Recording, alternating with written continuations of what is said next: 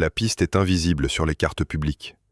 La nuit gomme les distances et l'éclairage au sol est réduit à l'essentiel, comme si l'endroit cherchait à ne pas être vu. Un avion s'aligne, s'immobilise une seconde, puis la tuyère pousse. Le Mirage 2005 accélère, avale les derniers mètres de béton et s'arrache. Ce décollage n'a rien d'un symbole mis en scène. Il a la sobriété des départs qui comptent. Trop d'enjeux, trop peu de marge, pas assez de temps. Dans le cockpit, le pilote n'a pas grandi avec cette machine. Il a appris vite, trop vite, une logique qui n'est pas celle des appareils soviétiques, une manière française d'organiser l'alerte, la priorité des capteurs, la discipline de l'engagement. Chaque bouton a sa place, chaque alarme a son vocabulaire, et au milieu de cette grammaire étrangère, il y a une règle tacite, presque morale. Ne pas se laisser entraîner par l'urgence. Dans une guerre où le ciel peut tuer en quelques secondes, la tentation est de tirer dès qu'on croit tenir une fenêtre. Mais le Mirage, lui, a été conçu pour une chasse contrôlée, où la décision se prend au bon moment, pas au premier moment. Le plus étrange, c'est que ce vol n'est pas seulement ukrainien. Il est français aussi. Parce que ce que Paris a livré n'est pas un simple lot d'avions en surplus. C'est un morceau de crédibilité qui s'avance, seul, dans un ciel hostile. Le Mirage 2005 va entrer dans une zone où l'air n'est pas un espace, mais une menace. Radars qui se parlent, missiles qui attendent, brouillage qui brouille aussi ceux qui l'emploient. Et cette zone-là, l'armée de l'air française ne l'a pas traversée, en combat, depuis des décennies. On a pris l'habitude de traiter les livraisons d'armes à l'Ukraine comme une série de gestes politiques. Un pays annonce, un autre suit, les communiqués s'empilent. Mais un avion de chasse n'est pas un slogan. C'est un système vivant, fragile, exigeant. Un Mirage qui décolle, c'est un moteur qui consomme des heures, des pièces qui s'usent, des techniciens qui travaillent dans l'urgence, des stocks qui s'amenuisent. C'est aussi une doctrine qui se retrouve, sans filtre, face à la réalité. Les images d'archives et les brochures d'exportation ne protègent pas un pilote quand la défense adverse a appris à lire les trajectoires. La France, pourtant, a longtemps pu conserver une position confortable, produire des armes du haut du spectre et les engager dans des guerres où l'adversaire n'avait pas les moyens de répondre. Au Sahel, en Libye, en Syrie, la supériorité aérienne était un préalable, pas un objectif. On frappait à distance, on contrôlait le tempo, on choisissait le moment. Dans ce cadre, le Mirage, et plus tard le Rafale, pouvait être excellent sans jamais être mis à l'épreuve fondamentale d'un chasseur. Survivre quand quelqu'un conteste réellement le ciel. C'est cette contradiction que l'Ukraine remet brutalement sur la table. Le Mirage 2005 n'arrive pas sur un théâtre où l'aviation ennemie a disparu. Il arrive dans une guerre où l'on peut perdre un appareil pour une erreur d'altitude, un silence radio trop long, un itinéraire trop logique. Et si l'avion tient, ce n'est pas seulement une victoire ukrainienne. Ce sera une preuve que l'industrie française, sa doctrine, son école de pilotage, avait raison. Si l'avion échoue, l'échec ne restera pas à l'Est. Il remontera vers Paris comme un rapport d'audit qu'on n'a pas demandé, mais qu'on ne peut pas ignorer. C'est là que le récit se durcit. Officiellement, l'explication est simple. Aider l'Ukraine à tenir dans l'air, à protéger ses villes, à frapper des objectifs à distance. Mais derrière cette logique militaire, il y a une autre temporalité, française, plus silencieuse. Le Mirage 2005 est un appareil en fin de trajectoire dans l'armée de l'air et de l'espace. Les cellules vieillissent, les priorités budgétaires se déplacent, le Rafale occupe le centre de gravité. Dans toute armée, la fin de vie d'un système crée une question embarrassante. Que faire d'une capacité qui coûte cher à maintenir, mais qui reste politiquement impossible à abandonner sans récit? Donner à l'Ukraine permet de transformer un problème en geste. Et ce geste, en apparence, ne coûte pas seulement des avions. Il engage aussi une promesse implicite. Cela peut fonctionner. Or, dans l'aviation de combat, la promesse se paie en conditions réelles. Disponibilité, maintenance, entraînement, munitions, intégration. Un Mirage livré sans profondeur logistique devient une sculpture. Un Mirage livré avec sa chaîne de soutien devient une dépendance durable. La frontière entre les deux n'est pas une question de morale, mais de ressources et de patience. Le Mirage poursuit sa montée. Au-dessus, un ciel noir. En dessous, une guerre qui a appris à punir les routines. À cet instant précis, quelque chose bascule pour la France. Elle accepte que l'un de ses avions soit jugé non plus dans l'espace contrôlé des opérations extérieures, mais dans l'arène d'une guerre où l'ennemi a de la portée, du temps et une mémoire tactique. C'est un saut qu'on présente comme un acte de solidarité. Mais il ressemble aussi à autre chose, plus inconfortable, une épreuve qu'on confie à d'autres. Et la question qui reste suspendue, avant même le premier engagement, est presque administrative dans sa froideur. Paris a-t-il vraiment livré un atout, ou a-t-il livré un test dont il ne maîtrisera ni le déroulement, ni les conclusions? Pour comprendre ce qui se joue vraiment en 2025 au-dessus de l'Ukraine, il faut revenir 50 ans en arrière, quand la France n'avait pas encore décidé quel type de guerre elle voulait pouvoir mener, et surtout, contre qui. L'armée de l'air vient de perdre la foi dans le Mirage F1. Trop lourd, trop cher, trop américain dans l'âme. À Toulouse, Marcel Dassault pose une feuille blanche sur la table et trace lui-même la silhouette d'un delta pur. Une aile, un réacteur, une simplicité presque brutale. Le Mirage 2000 naît d'un refus viscéral, celui de devenir un simple client du F-16. La France veut rester une puissance de chasse complète, capable de concevoir, produire et exporter un chasseur de 4e génération sans demander la permission à quiconque. C'est un acte de souveraineté plus qu'un programme industriel. Le calcul est clair. On accepte une cellule plus petite, moins chargée en électronique que les monstres américains, mais on gagne en vitesse de montée, en manœuvrabilité, en coût d'exploitation et surtout en indépendance. Le Mirage 2000 doit pouvoir intercepter à haute altitude, frapper à basse altitude, décoller d'une base attaquée, survivre à un environnement saturé de menaces. En un mot, il est pensé pour la guerre européenne, celle que personne n'ose plus nommer, mais que tout le monde a encore dans un coin de la tête. Les premiers vols confirment la promesse. L'avion grimpe comme une fusée, vire comme un diable, encaisse les jets sans broncher. Les pilotes français tombent amoureux, les ingénieurs aussi. On le modernise progressivement. Radar RDY, liaison 16, missile Mika, pod de désignation, version -5 avec glace cockpit.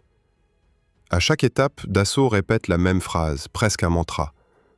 C'est un chasseur de supériorité aérienne capable de tout faire. Et puis arrive la vente à l'export. Et là, quelque chose de décisif se produit. L'Inde commande 49 appareils en 1985, puis encore, puis encore.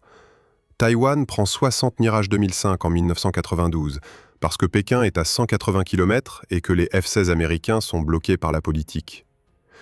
La Grèce en aligne 40 pour surveiller la mer Égée. Les Émirats achètent 68 exemplaires, les plus modernes jamais construits. Le Qatar suivra.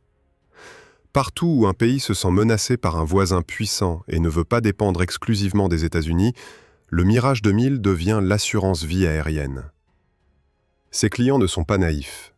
Ils savent que l'avion n'a pas encore été testé dans une vraie guerre air-air moderne, mais ils savent aussi qu'il a été conçu exactement pour cela.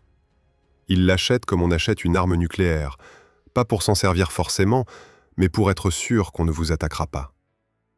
Le Mirage devient ainsi le chasseur de ceux qui envisagent sérieusement la possibilité d'une guerre totale. Pendant ce temps, la France, elle, change de guerre. La chute du mur, la fin de la conscription, les budgets qui se resserrent, les opérations extérieures qui se multiplient. Le Mirage 2000 commence à voler au-dessus du Tchad, du Rwanda, de la Bosnie, de l'Afghanistan, du Mali, de la Libye. Toujours avec une supériorité aérienne totale ou presque. Toujours contre des adversaires qui n'ont ni chasse, ni défense sol-air intégrée, ni guerre électronique digne de ce nom. Les missions deviennent des routines de frappe, de reconnaissance, de dissuasion symbolique. Les pilotes accumulent des heures, mais dans un cadre où le risque principal est l'usure ou la météo, pas la survie face à un ennemi symétrique. Le Mirage 2005, version la plus aboutie, entre en service en 1998. Il est magnifique. Il est même terrifiant sur le papier. Mais il n'aura jamais l'occasion de prouver ce pourquoi il a été pensé. La guerre européenne n'a pas eu lieu. La guerre froide s'est terminée sans combat. Et la France a choisi, ou subi, un modèle d'armée expéditionnaire, légère, projetable, optimisé pour des conflits de basse intensité prolongée. Le paradoxe est là, brutal et silencieux. Les pays qui ont acheté le Mirage 2000 pour se préparer à la Grande Guerre ne l'ont jamais déclenché. Le pays qui l'a conçu pour la Grande Guerre ne l'a jamais affronté. L'avion est resté en suspens, comme une promesse intacte, jamais tenue et jamais trahie. Jusqu'à ce que l'Ukraine, en 2024, vienne frapper à la porte avec une question très simple. Et si on essayait pour de vrai? Et Paris, pris entre la nécessité politique de faire un geste fort et la réalité de ses stocks, a répondu oui. Sans se rendre compte, ou en se rendant parfaitement compte, qu'il venait de briser le pacte tacite qui durait depuis 30 ans. Ne jamais mettre en jeu la réputation du Mirage 2000 dans une guerre où il pourrait perdre. Parce que maintenant, il n'y a plus de filet, plus de supériorité garantie, plus de retour en arrière. Le Mirage 2005 va enfin voler dans le type de ciel pour lequel il est né. Et c'est la France qui a le plus à perdre. Juin 2024, l'annonce tombe, sèche, presque technique, lors d'une interview présidentielle. La France va céder des Mirages 2005 à l'Ukraine. Dans les états-majors, on ne saute pas de joie. On compte. On compte les cellules disponibles, les heures de vol restantes sur les moteurs M53, et surtout, on compte le temps qu'il faudra pour transformer un pilote de MiG-29 en un chasseur capable de maîtriser le système d'armes français. Car le Mirage 2005 n'est pas un avion qu'on prête, c'est un écosystème que l'on implante en territoire inconnu. Très vite, la logistique prend le pas sur la géopolitique. Les Mirage 2005 de l'escadron 1 de Mi-Cigogne, basé à Luxeuil, sont des machines de précision, mais des machines exigeantes. Pour chaque heure de vol, il faut des dizaines d'heures de maintenance au sol. Il faut des bancs de test spécifiques, des pièces détachées que Dassault ne produit plus qu'au compte-gouttes, et une expertise que l'on ne transfère pas par manuel PDF. À Mont-de-Marsan, les premiers pilotes ukrainiens arrivent dans le plus grand secret. Ils découvrent une cabine où tout est pensé différemment. La gestion des menaces, la symbologie du radar RDY, la manière de dialoguer avec l'avion. On ne leur apprend pas seulement à voler, on leur apprend à survivre dans un environnement où l'électronique est aussi vitale que le kérosène. Mais derrière l'effort de formation, une réalité comptable plus froide se dessine. Pourquoi le Mirage 2005 ? Pourquoi pas le Rafale, plus moderne, plus polyvalent ? La réponse n'est pas militaire, elle est structurelle. L'armée de l'air et de l'espace est à un point de bascule. La loi de programmation militaire impose une transition totale vers le tout Rafale à l'horizon 2030. Les Mirage 2005 sont des actifs vieillissants, des queues de série dont le coût de maintien en conditions opérationnelles explose à mesure que la flotte diminue. En les donnant à Kiev, Paris ne vide pas ses arsenaux stratégiques. Il liquide une capacité qu'il ne peut plus s'offrir sur le long terme. C'est une solution politique élégante à un problème budgétaire de plus en plus pesant. Pourtant, cette liquidation a un prix invisible, celui de la responsabilité. En envoyant ses appareils sur le front, la France accepte que ses stocks de missiles Mika et de missiles de croisière Scalp soient désormais gérés par d'autres. Elle accepte que ses secrets technologiques, ceux qui permettent au Mirage de voir sans être vu, soient exposés à la capture ou à l'analyse par l'ennemi. Chaque Mirage 2000 qui décolle de l'autre côté du Dniepr est un morceau de souveraineté française qui s'échappe du contrôle du Quai d'Orsay. Le film entre ici dans sa zone de turbulence la plus sombre. En Ukraine, le Mirage ne sera pas utilisé pour faire de la police du ciel. Il sera utilisé pour la pénétration, pour l'interception de missiles de croisière russes et, peut-être, pour des duels aériens que personne n'a menés depuis des décennies. Les rapports commencent à filtrer. L'intégration des armements français sur les infrastructures de commandement ukrainiennes est un cauchemar technologique. Il faut faire parler des systèmes OTAN avec des réseaux hérités de l'ère soviétique. Il faut protéger les bases ukrainiennes, cibles prioritaires des missiles russes, pour éviter que les Mirages ne soient détruits au sol avant même leur première mission. La tension monte d'un cran quand on réalise le risque industriel. Dassault Aviation a bâti sa réputation mondiale sur le label Combat Proven. C'est l'argument de vente ultime. Nos avions font la guerre, et ils la font bien. Mais jusqu'ici, ce label était protégé par un environnement de combat maîtrisé par la France. En Ukraine, Dassault perd le contrôle de sa propre publicité. Si le Mirage 2005 se révèle vulnérable face aux S-400 russes, ou s'il est surclassé par les Su-35, c'est tout le récit de l'excellence aéronautique française qui vacille. Les clients potentiels du Rafale, ceux qui hésitent entre Paris et Washington, regardent l'Ukraine comme un immense banc d'essai sans filet. Le don français n'est donc pas seulement un acte de solidarité, c'est un audit en conditions réelles, sans possibilité de corriger la copie en cours de route. Paris a misé gros, non pas en argent, mais en image de marque. Les diplomates parlent de montée en puissance des capacités ukrainiennes, mais dans les bureaux d'études de Saint-Cloud, l'ambiance est plus lourde. On sait que la sanction sera binaire. Le succès sera partagé, mais l'échec sera exclusivement français. Le Mirage 2005 n'est plus un avion de chasse. Il est devenu un capteur de vérité. Il va révéler ce que vaut réellement la technologie française quand elle n'est plus protégée par la supériorité écrasante des coalitions occidentales. Il va tester la résistance des alliés, la profondeur des stocks et la viabilité d'une industrie qui a toujours prétendu pouvoir jouer dans la cour des grands. Mais alors que les premiers appareils sont aperçus sous leur nouvelle couleur, une question plus vaste commence à émerger, dépassant largement le cadre de l'aéronautique. Si le Mirage est le révélateur de nos limites industrielles, qu'est-ce qu'il raconte sur notre capacité réelle à faire face, nous-mêmes, à une guerre qui ne serait plus extérieure? Car le miroir que l'Ukraine tend à la France n'est pas seulement technologique. Il est systémique. Et ce que l'on commence à apercevoir dans le reflet est loin d'être rassurant pour la suite de l'histoire. Le Mirage 2005 n'est plus seulement un avion au-dessus du sol ukrainien. Il est devenu le miroir d'une architecture militaire que la France a mis 30 ans à construire et qui, soudain, se fissure sous le poids de la réalité. Pour comprendre l'enjeu, il faut quitter la bulle de protection du cockpit et regarder les hangars, les usines et les bureaux d'état-major à Paris. Ce que l'Ukraine met à nu, ce n'est pas une défaillance technique de l'appareil, mais la fragilité systémique d'un modèle que les experts appellent l'armée d'échantillons. Depuis la fin de la guerre froide, et plus encore au tournant des années 2000, la France a fait un choix radical. Elle a sacrifié la masse pour la technologie.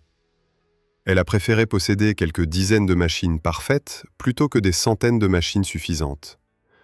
Ce choix était cohérent pour les guerres de l'époque, des interventions lointaines, chirurgicales, où l'on envoyait 6 ou 8 chasseurs briller dans le ciel africain ou moyen-oriental. Mais dans une guerre d'usure, où l'on compte les pertes par jour et les munitions par milliers, ce modèle devient un piège. Le Mirage 2005 illustre parfaitement ce paradoxe. Pour maintenir en vol une flotte de quelques exemplaires donnés à Kiev, il faut mobiliser une chaîne logistique qui n'a jamais été pensée pour le flux tendu. Dans les années 90, on pouvait encore s'appuyer sur des stocks confortables. En 2024, la logistique est devenue une gestion de la pénurie. Chaque pièce détachée, chaque radar de bord, chaque micro-composant du système d'autoprotection est une ressource rare. En Ukraine, on découvre qu'un avion de chasse n'est pas une arme, mais la partie émergée d'une pyramide industrielle qui doit fonctionner 24 heures sur 24. La question des munitions est sans doute la plus cruelle. Le Mirage 2005 est le vecteur privilégié du missile de croisière Scalp EG. C'est une arme redoutable, capable de frapper un poste de commandement à des centaines de kilomètres avec une précision métrique. Mais la France n'en possède pas des milliers. Elle en possède quelques centaines. Dans une guerre de haute intensité, ce stock pourrait s'épuiser en quelques semaines, voire quelques jours. L'Ukraine force Paris à regarder une vérité que l'on préférait occulter. Nous avons les flèches les plus aiguisées du monde, mais nous n'avons pas assez de carquois. Cette tension se propage jusqu'à la conception même des bases aériennes. Pendant 30 ans, les Mirages français ont décollé de pistes sécurisées, protégées par une supériorité totale. En Ukraine, les bases sont des cibles permanentes. Il faut apprendre à disperser les avions, à les cacher sous des filets, à les faire décoller depuis des tronçons d'autoroute. Cette rusticité, que Dassault vantait dans les années 70 lors de la conception du Mirage 2000 initial, a été un peu oublié par une armée française habituée au confort des opérations extérieures. L'avion doit redevenir ce qu'il était au début de la guerre froide. Une machine de guérilla aérienne, capable de frapper et de disparaître avant que les missiles balistiques adverses ne saturent le tarmac. Le film élargit alors la perspective à toute la doctrine française. Depuis 2022, le mot « haute intensité » hante les couloirs du ministère des Armées. On réalise que l'optimisation pour les guerres asymétriques a atrophié les muscles nécessaires pour un affrontement symétrique. Le Mirage 2005 est le premier test de cette rééducation brutale. On ne teste pas seulement la résistance de l'aluminium et du titane, on teste la capacité de l'industrie française à passer d'une production artisanale à une production de guerre. Mais le temps industriel ne suit pas le temps du front. Il faut des années pour produire un nouveau lot de missiles, des mois pour réviser un moteur complexe. Le Mirage en Ukraine agit comme un révélateur chimique. Il montre les zones d'ombre d'une puissance qui a voulu rester souveraine tout en réduisant ses marges de manœuvre au strict minimum. On découvre que la technologie, aussi brillante soit-elle, ne remplace jamais totalement le nombre. Un avion extraordinaire ne peut pas être à deux endroits à la fois, et il ne peut pas voler si la pièce qui lui manque est bloquée dans une ligne de production saturée. L'envoi de ces chasseurs n'est donc pas un simple transfert de matériel. C'est une mise en demeure pour le modèle français. Le Mirage 2005 oblige Paris à se poser la question qu'elle a évitée pendant toute la durée de la paix européenne. Sommes-nous capables de soutenir une guerre que nous ne maîtrisons pas? Car en Ukraine, ce sont les mécaniciens et les pilotes ukrainiens qui inventent, chaque jour, la manière de faire durer une technologie française conçue pour la précision, pas pour l'apocalypse. La suite ne se jouera pas seulement dans les duels aériens au-dessus du Donbass. Elle se jouera dans la capacité de la France à tirer les leçons de ce qu'elle voit. Car alors que les premiers Mirages entrent réellement en zone de combat, les rapports qui reviennent vers les états-majors ne parlent pas seulement de victoire ou de défaite.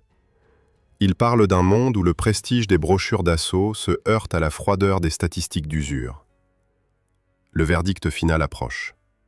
Il ne sera pas prononcé par des experts sur un plateau de télévision, mais par la trace que laisseront ces avions dans un ciel où, pour la première fois, ils ne sont plus les maîtres absolus. La 5e partie conclura cette enquête sur la fin d'une illusion et le début d'une nouvelle ère pour la défense française. Les premiers retours du front ne viennent pas sous forme de communiqués triomphants. Ils arrivent par fragments, dans le langage froid des rapports techniques. Temps de disponibilité réduit, consommation de pièces détachées supérieure aux prévisions, difficulté d'intégration avec les réseaux de commandement existants. Ce que le Mirage 2005 révèle, mission après mission, ce n'est pas l'inefficacité de la technologie française. Au contraire, l'avion fait ce pourquoi il a été conçu. Mais il le fait dans un contexte qui expose brutalement le décalage entre la promesse industrielle et la réalité opérationnelle d'une guerre qui dure. Chez Dassault, on observe avec une anxiété silencieuse chaque sortie ukrainienne. Non pas par inquiétude pour l'avion lui-même, les ingénieurs connaissent sa robustesse, mais parce que chaque mission est une vitrine involontaire. Quand un Mirage 2005 ukrainien intercepte avec succès un missile de croisière russe, c'est une validation tardive de 50 ans de doctrine. Quand il est contraint de rester au sol, faute de munitions ou de maintenance, c'est toute la fragilité du modèle français qui s'affiche. Le label Combat Proven, argument de vente suprême de l'industrie de défense, se construit ou se défait en temps réel, sans possibilité d'intervention. Ce qui frappe le plus, c'est la vitesse à laquelle les enseignements remontent. En quelques mois d'opérations ukrainiennes, on apprend plus sur les limites réelles du Mirage 2005 qu'en 30 ans de missions maîtrisées au Sahel ou en Libye. La guerre symétrique ne pardonne pas les approximations. Elle révèle que l'excellence technique ne suffit pas si elle n'est pas adossée à une profondeur industrielle, une redondance logistique et une capacité de régénération que la France a sacrifiée sur l'autel de l'optimisation budgétaire. Le paradoxe devient alors évident. La France a construit une industrie de défense capable de produire des merveilles technologiques, mais incapable de les soutenir dans la durée face à un adversaire déterminé. Le Mirage 2005 en Ukraine n'est pas seulement un avion en guerre. Il est le symptôme d'un modèle qui a parié sur la supériorité qualitative absolue, sans jamais envisager sérieusement le scénario où cette supériorité serait contestée jour après jour, sortie après sortie. Les implications dépassent largement le cadre de l'aéronautique militaire. Si le Mirage 2005 peine à maintenir son rythme opérationnel en Ukraine malgré le soutien occidental, que se passerait-il si la France elle-même devait engager ses propres forces dans un conflit de haute intensité?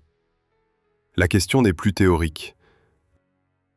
Elle devient la hantise des états-majors qui réalisent que l'armée française, conçue pour des interventions courtes et décisives, n'a ni les stocks, ni la masse, ni la résilience industrielle pour tenir dans une guerre d'usure moderne. Le transfert des Mirages à Kiev apparaît alors sous un jour nouveau. Ce n'était pas seulement un geste de solidarité européenne ou une manière élégante de se débarrasser d'un système vieillissant.